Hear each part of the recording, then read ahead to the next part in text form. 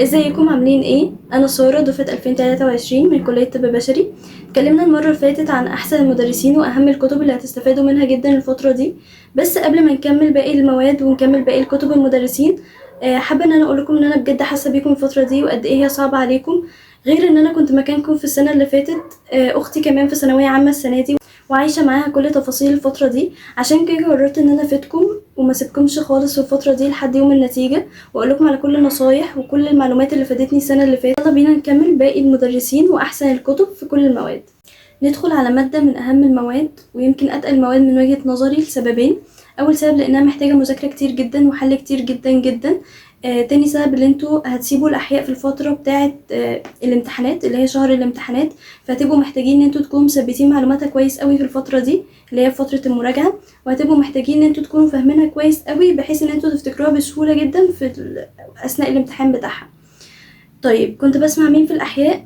انا كنت باخد مع دكتور احمد الجوهري، بس كنت مشتركه معاه منصه مش يوتيوب، علشان الحل بتاع كتاب الامتحان والمراجعات بتاعته المفصله على المنصه. سمعت برضو على اليوتيوب دكتور محمد ايمن كان كويس جدا جدا، وسمعت مستر احمد قطب. بجد التلاتة دول من احسن المدرسين اللي انا استفدت منهم جدا في الاحياء. طيب ايه الكتب اللي احلها على الاحياء؟ اول كتاب الامتحان، بس لو انت يعني انت لسه مخلص مراجعه ولسه عايز انت تتاكد على المعلومه او تعرف مستواك عامل ازاي، ده بيكون من خلال كتاب الامتحان. طيب انا عايز احل اسئله بقى ممكن تيجي منها افكار كتير في الامتحان او ان انت تعلي مستواك شويه، هتلجأ لكتاب التفوق. كتاب التفوق ممتاز جدا ومفيد جدا جدا وافكاره حلوه جدا، يمكن من اقرب الافكار اللي كانت موجوده في الامتحان. كده خلصنا الأحياء، ندخل على مادة من أسهل المواد الموجودة في ثانوية عامة ومن أخف المواد في مذاكرتها، وهي الجيولوجيا. طبعا أنا كنت باخد جيولوجيا مع جيو ماجد إمام. هو كان من أحسن المدرسين، أنا بجد ما محتاجتش إن أنا أسمع أي مدرسين تانية للجيولوجيا.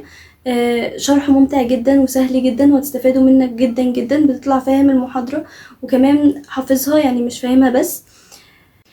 طبعا بجانب حل مذكرة الجيو كنت بحل كتاب الامتحان وكتاب التفوق، وهم من احسن الكتابين اللي انا حليتهم في الجيولوجيا وكافيين جدا مع مذكرة، او هم لوحدهم اصلا كافيين.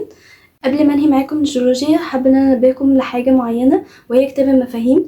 حاولوا ان انتوا تحفظوا اماكن الدروس كويس قوي في كتاب المفاهيم لانكم هتستفادوا منه جدا جدا في الامتحان. يعني تقريبا حوالي 3/4 الامتحان لو انت مذاكر كويس او فاهم المنهج وحافظ اماكن الدروس في كتاب المفاهيم، هتعرف ان انت تحل 3/4 الامتحان. بجد مهم جدا، حاولوا ان انتوا تستفادوا منه كويس قوي. كده ندخل على الانجليش. عارفه ان هو ملخبط كتير منكم سواء في الحل او في الامتحانات او في المذاكره حتى، وعشان كده حابه اوجه لكم نصيحه، وهي ان انتوا تهتموا بالسكيلز كويس جدا جدا جدا. سواء بقى comprehension، سواء vocab، سواء translation. بجد الحاجات دي هي كانت عبارة عن 3/4 امتحان السنة اللي فاتت دفعة 23.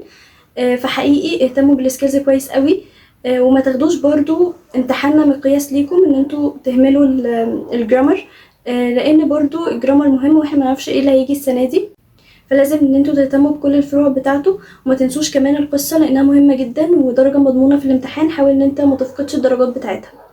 طيب نسمع مين في الانجليش؟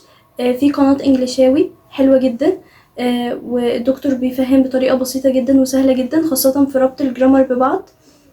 طريقة حل الكومبريهنشن سهلة جدا وبسيطة وهتفيدكم جدا وانتوا بتحلوا لوحدكم. طيب نسمع مين تاني او ممكن ايه بديل ليه؟ في مستر وائل ميلاد كويس جدا وشرحه مبسط وسهل جدا، ومستر حسن النجار. الثلاثه دول فعلا من احسن المدرسين اللي ممكن تسمعهم اثناء المراجعه. طيب ايه الكتب اللي انتوا تحلوها وهتفيدكم؟ كتاب المعاصر كان حلو جدا السنه اللي فاتت وكان كافي جدا حتى لو انت هتحله هو بس، او مع مذكره الشرح بتاعه المستر اللي بتاخد معاه. طيب ايه ممكن تحله تاني؟ عندك كتاب ماي نيو فريند.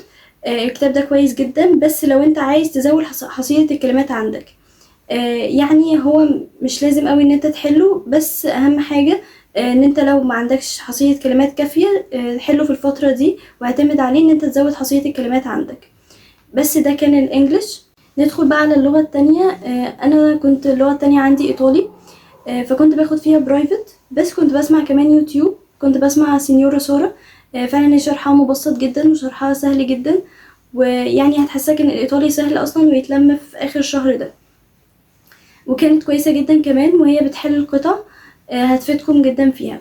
طيب في ميم فرنسي، انا اختي بتاخد مع مسيو حسين الجبلاوي وبتحل كتاب ميرسي.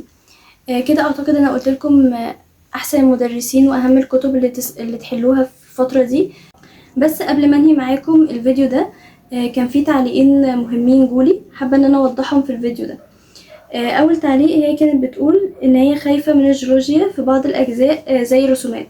احب اطمنك ان الجيولوجيا من اسهل المواد اللي بتيجي في الامتحان فعلا. وعشان برضو تطمني موضوع الرسومات، انا كنت سمعت فيديو لجيو ماجد، هو كان نزله تقريبا على اليوتيوب. الفيديو ده مهم جدا، هيعرفك ازاي تحلي كل قطاع خاصة في الباب الاول والتاني والتالت كمان. في كمان انا حليت كتاب التفوق قطاعات. الكتاب ده كان مفيد جدا، خاصة ان هو كان فيه بارت اصلا بيوضح ازاي تحلي كل قطاع، بيشرح لك كل جزء فيه وازاي ان انت تفكري في حل السؤال، فهو هيفيدك جدا. اتمنى ان انت تحليه. السؤال التاني كان فيزياء، وهو كان الجزء الاخير في الباب الاول، اللي هو الجزء بتاع كيرشوف.